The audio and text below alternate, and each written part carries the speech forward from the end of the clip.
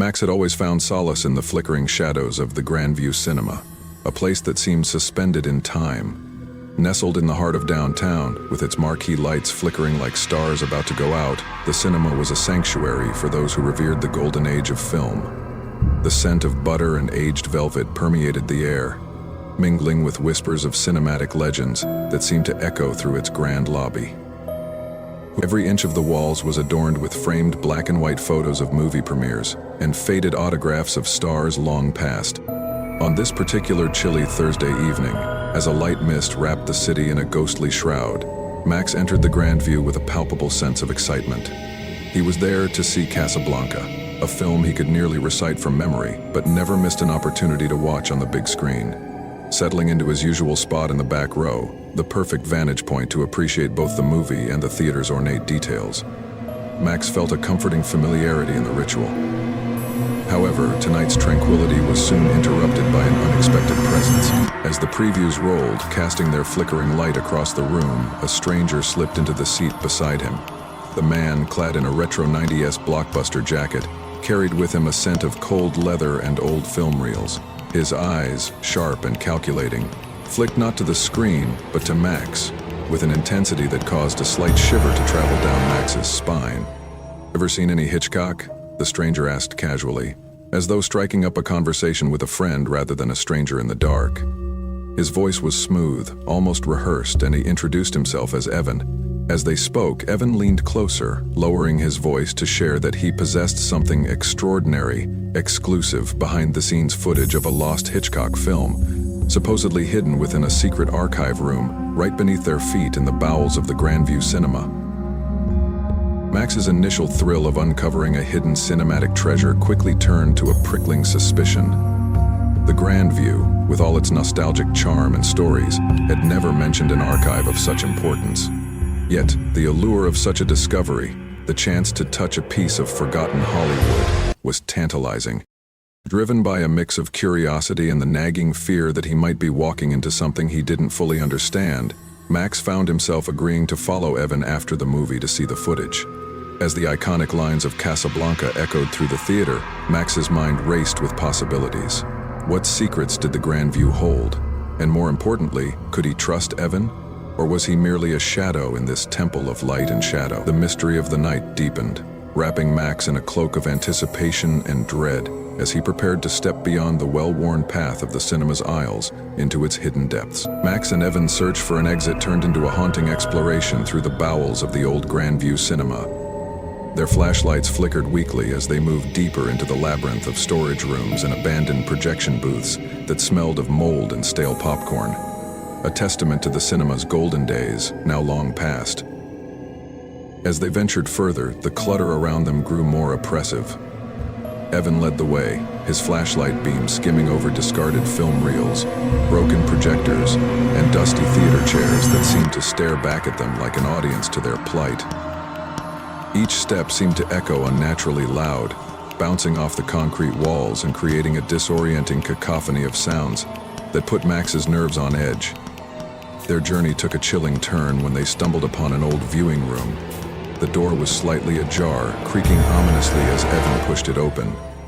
Inside, the room was set up like a small theater, the seats facing an ancient projector that was inexplicably still running, throwing flickering shadows against a blank wall. No film played, yet the projector whirred with a life of its own, the sound unnervingly human, like labored breathing. Max felt a chill crawl up his spine as Evan approached the projector. His curiosity piqued despite the unsettling atmosphere. "This shouldn't be on," Evan muttered, more to himself than to Max as he reached for the projector. His hand barely brushed against it when the machine screeched to a stop, plunging the room into unsettling silence. The sudden silence felt heavy, loaded with unspoken threats that hung in the air like a dense fog.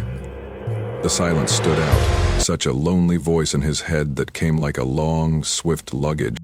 Evan stepped back, his face pale under the beam of his flashlight. "We need to keep moving," he said, his voice barely above a whisper.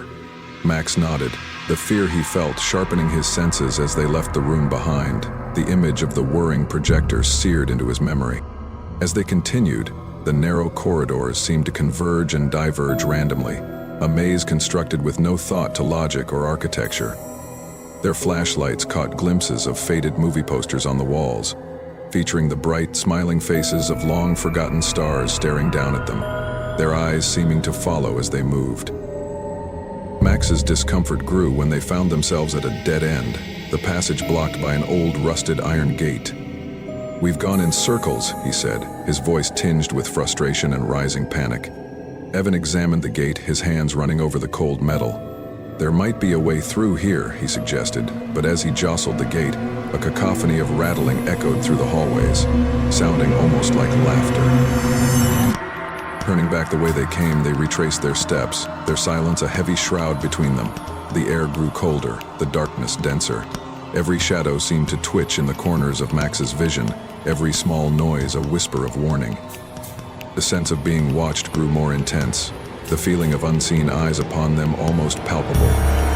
Max's heart raced as he considered the possibility that they were not alone, that perhaps the cinema was home to more than just old films and forgotten stars. His thoughts were interrupted by a soft sobbing noise that floated through the air, eerie and out of place. "Did you hear that?" he whispered to Evan, stopping in his tracks. Evan paused, tilting his head. The sound came again, a low, mournful sob that seemed to emanate from behind the walls. "It's just the wind," Evan replied after a moment, though his voice lacked conviction. They moved toward the sound, drawn by a mix of fear and an irresistible urge to understand. The sobbing led them to a small, hidden door tucked away behind a tattered curtain, depicting scenes from an old horror film. With a shared glance, they pushed the door open, revealing a narrow staircase spiraling downward into the darkness. The air was cooler below, the steps slick with moisture. As they descended, the sobbing grew louder, more desperate. Max's flashlight flickered, casting eerie, dancing shadows against the damp walls. At the bottom of the staircase, they found themselves in a sub-basement, the air thick with the smell of earth and decay. Here, the source of the sobbing became apparent. A dim light bulb flickered weakly in the center of the room, illuminating a figure huddled in the corner. It was a woman, her features gaunt, her clothes vintage, as if she'd stepped out of one of the black and white films that once graced the cinema's screens. Evan stepped forward, his hand outstretched. "Are you okay?" he asked gently. The woman looked up, her eyes hollow, her face streaked with tears. "They never let me leave," she whispered, her voice a chilling echo in the confined space. "They watch, always watch." Max felt a shudder run through him, the implications of her words sinking in like cold weights into his stomach. They had stumbled upon a secret darker than death. Max and Evan exchanged a glance, the fear palpable between them. The woman's whisper seemed to linger in the air, thick with despair. Her presence, an anomaly trapped in time, underscored the chilling reality of their surroundings. The cinema wasn't just a relic, it was a prison. Gathering his courage, Evan stepped closer. "Who are they?" he asked, his voice steady despite the pounding of his heart. The woman looked up, her eyes meeting his. There was a depth of sorrow there that spoke of years, maybe decades of solitude and fear. "They are the watchers, the keepers of this place," she replied, her voice a ghostly whisper that made the hairs on the back of Max's neck stand up. "They brought me here for the films, but the films never end, and neither does my stay." Max felt a cold dread settle over him. He scanned the dimly lit room, half expecting to see shadows move or hear the faint whir of an old projector spring to life. But there was only the oppressive silence, a quiet so heavy it was almost a physical force, pressing down on them with the weight of forgotten years. Evan knelt beside the woman, his expression one of determined compassion. "We'll get you out of here," he said firmly. The woman shook her head slowly, her gaze drifting to something unseen, a memory or a ghost. "You don't understand," she murmured. "They won't allow it. They never do." Her words were a chilling reminder of their own vulnerable position within the twisted maze of the cinema. Max's mind raced, thoughts tangled with the urge to flee and the need to uncover more about the cinema's dark guardians. "Who are they?" he pressed, his voice echoing slightly in the cramped space. The woman's eyes flicked to the staircase they had descended, her fear palpable. "They are part of the cinema, as much as the seats and screens," she explained, her voice trembling. "They were here before me, maybe before anyone. They watch everything and control the shadows. They feed on the stories, on fear." The idea of spectral entities haunting the cinema, feeding on fear, was enough to send a fresh wave of terror through Max. He glanced at Evan, whose face was set, his eyes hard with resolve. They needed to leave, but now they were tied to this mysterious woman and her tragic tale. Evan stood, offering his hand to the woman. "Come with us," he urged. "We can try to get past them, whoever they are." For a moment she hesitated, her hand hovering over Evan's. Then, with a resigned sigh, she placed her hand in his, standing with a frailty that spoke of her long captivity. Together they ascended the staircase, the echo of their steps a stark contrast to the silence that enveloped the cinema. As they reached the lobby, the atmosphere shifted. The air grew colder, the shadows deeper. Max's flashlight flickered as if struggling against an unseen force. He swung the beam around, half expecting to catch a glimpse of their watchers. But there was nothing, only the empty, waiting darkness. The front doors were in sight, yet each step seemed to take an eternity. The woman clung to Evan's arm, her eyes darting around as if she could see things that Max and Evan could not. Her fear was infectious, and Max found his own gaze darting to the corners of the room, to the flickering shadows that seemed to watch their escape attempt. Suddenly, a low hum filled the air, a sound that seemed to come from the very walls of the cinema. It was a soft, whispering murmur, like voices speaking in a language not meant for human ears. The woman stopped, her body rigid with terror. "They know," she whispered, her voice cracking. "They know we are trying to leave." Evan tightened his grip on her hand. "It's okay," he said, though his voice betrayed his anxiety. "We're almost out." They were only a few feet from the door when the lights flickered violently, plunging them into darkness. Max yelped, his heart racing as panic set in. The darkness was oppressive, suffocating, as if it could swallow them whole. Then, as suddenly as they had gone out, the lights flickered back to life. The lobby was empty, unchanged except for the palpable sense of dread that filled the air. They were alone, or so it seemed. Evan pushed on the door, his movements hurried, desperate, but it wouldn't budge. They were locked in, trapped by the watchers who refused to let their prisoner go. The woman began to sob softly, her despair a mirror of their own. Max backed away from the door, his mind racing for another way out. But as he turned, his flashlight caught something. A figure standing at the far end of the lobby, obscured by shadows. It was motionless, watching. The realization that they were not alone, that the watchers were indeed real and were now preventing their escape, filled Max with a horror too deep for words. They were trapped in the Grandview cinema, caught in a story of their own. A story that, as Max, Evan, and the mysterious woman stood frozen in the lobby, the shadowy figure at the far end began to move towards them, its form blurring in and out of the dim light. The air grew thick, charged with an electric sense of dread that clung to their skin like a cold mist. The woman's sobs grew louder, her fear infecting the space around them as the figure drew nearer, revealing nothing more than a darker void within the darkness. Max's heart pounded in his chest, his breaths coming in short, sharp gasps. He tightened his grip on the flashlight, its beam trembling as it landed on the approaching figure.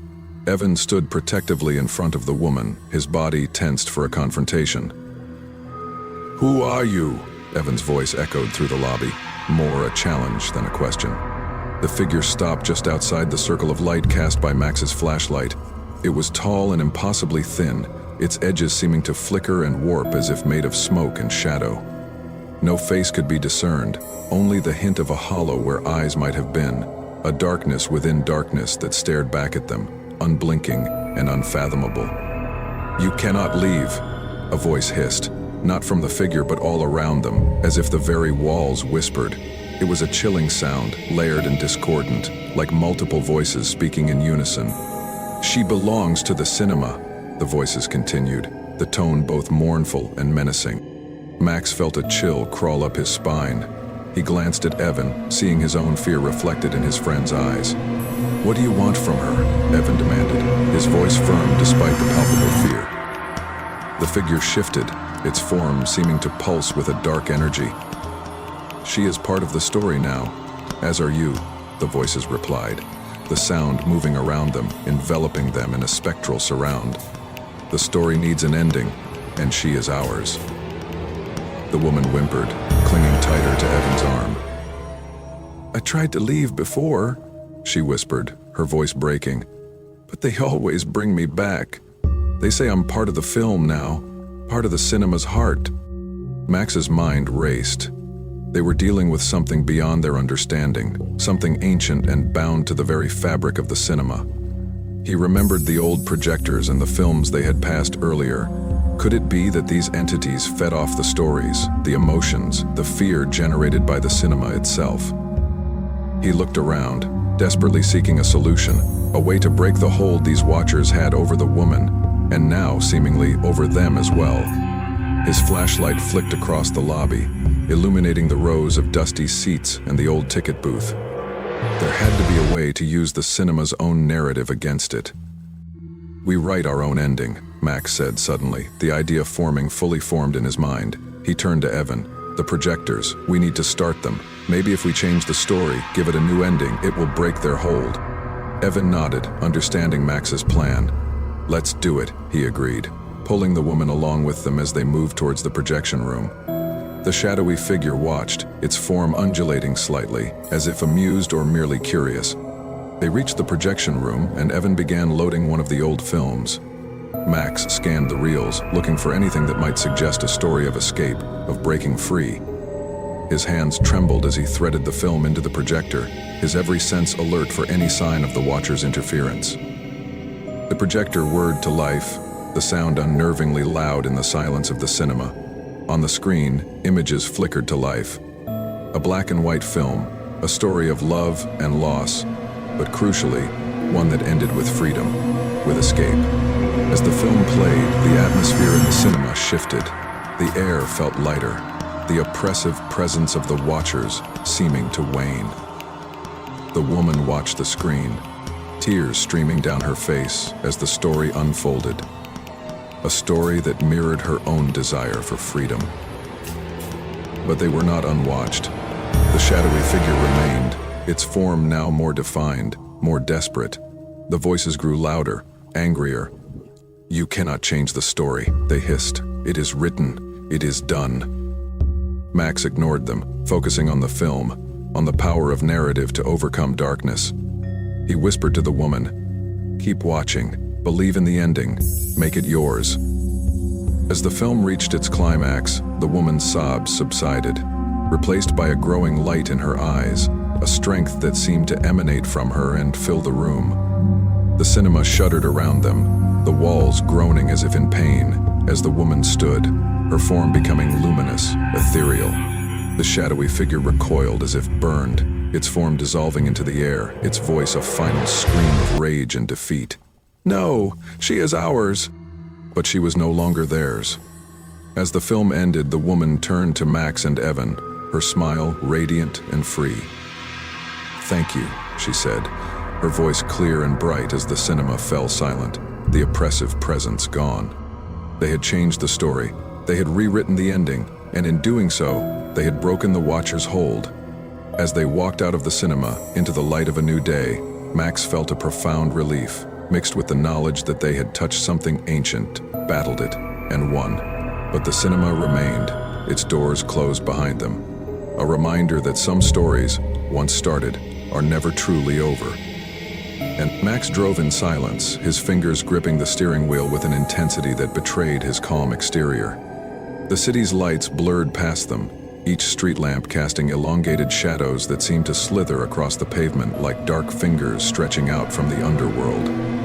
The atmosphere in the car was thick with unspoken dread, each of them lost in their reflections of the night's eerie events.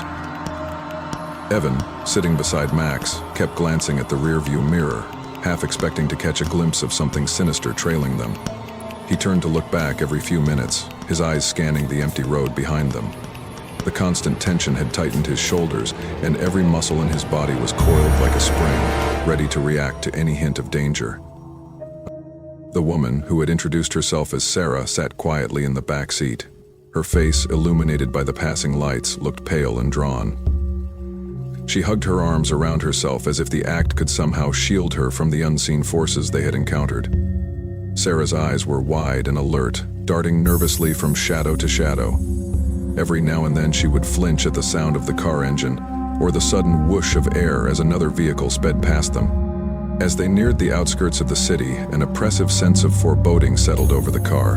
The streetlights grew farther apart, and the stretches of darkness between them seemed to pulse with a life of their own. It was as if the darkness was breathing, inhaling deeply before exhaling unseen horrors into the night. Max's mind raced with possibilities of what they had unleashed.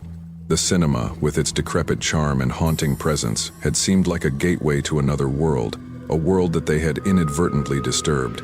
The thought that they might have brought something back with them, some vestige of the cinema's dark inhabitants, gnawed at him relentlessly. Sarah broke the silence, her voice barely above a whisper. "Do you hear that?" she asked, her tone tinged with panic. Max and Evan listened intently, the car now filled with a heavy, expectant quiet. There it was again, a soft, scraping sound, like something dragging itself along the outside of the car. The sound was subtle, yet unmistakably deliberate, as if whatever caused it was announcing its presence. Evan turned to Sarah, his eyes wide. "It's probably just the wind," he tried to reassure her, though his voice lacked conviction. Max felt a chill run down his spine. He had heard tales of spirits and entities that could attach themselves to the living, following them like shadows. He pressed harder on the gas pedal, eager to leave the enveloping darkness behind and return to the safety of the city's light-drenched streets. Suddenly, the car's headlights flickered, casting them momentarily into darkness. Sarah gasped, and Evan cursed under his breath. Max fought to keep his composure, his hands trembling as he steadied the wheel. The lights flickered again, longer this time, before finally stabilizing. But the brief lapse into darkness had heightened their fear, leaving them even more on edge. As they approached a particularly desolate stretch of road, surrounded by thick, overhanging trees, the air around them seemed to grow colder. Max could see his breath forming clouds in the air, despite the car's heating being turned up. Sarah started to sob quietly in the backseat, her fear escalating into near hysteria. "It's following us," she whispered through her tears. "It didn't stay at the cinema. It's here with us now." Evan looked helplessly at Max, unsure of how to comfort her. Max's mind raced, considering whether to turn back or keep driving. The road ahead was shrouded in darkness, the trees like silent sentinels, watching their every move. He knew that whatever decision he made, the journey back to the safety of the familiar would be fraught with peril. As they rounded a curve, the car suddenly lurched, as if something had struck it from beneath. Sarah screamed, and Evan shouted, "What was that?" Max struggled to regain control of the vehicle, his heart pounding against his ribs like a drum. He glanced in the rearview mirror and, for a split second, thought he saw a shadowy figure standing in the middle of the road, its form indistinct and wavering, like smoke. "We have to get out of here," Max said, his voice firm despite the fear that gripped him. "We can't let it follow us home." With a renewed sense of urgency, Max pushed the car faster, the engine whining in protest. The road seemed to stretch on endlessly before them, each mile adding to their torment. But the city lights were now in sight, a beacon of hope in the darkness that enveloped them. As they finally emerged from the clutches of the shadow-filled road, the oppressive atmosphere began to lift, and Sarah's sobs subsided into quiet, trembling breaths. They had escaped the immediate danger, but the night had changed them irrevocably. They knew that the boundaries between their world and, as Max sped toward the city, the familiar glow of streetlights finally began to wash over them, bringing an illusory sense of safety. However, the deeper into the urban heart they drove, the more Max felt the creeping dread that they were not alone, that something had hitched a ride with them from that cursed cinema. The air in the car was thick with fear, the silence punctuated only by the sound of heavy, anxious breaths. "Oh," Evan, trying to maintain a semblance of calm, kept turning to glance at the back seat, half expecting to see a malevolent shadow materialize in the dim light. Sarah sat huddled in the corner, her body rocked by silent sobs, her eyes wide and unseeing, as if she could still perceive the invisible horror that clung to their shadows. Without warning, the car's electronics flickered again, the dashboard lights dimming and then brightening, as if breathing.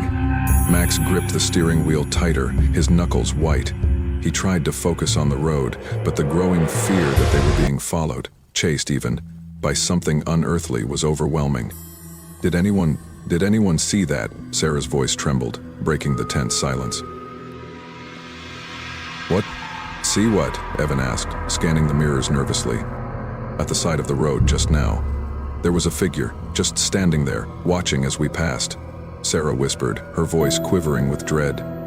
Evan and Max exchanged a glance. Neither had seen anything, but the very suggestion was enough to heighten the sense of paranoia that had enveloped the car. Max increased the speed, the engine growling in the quiet night.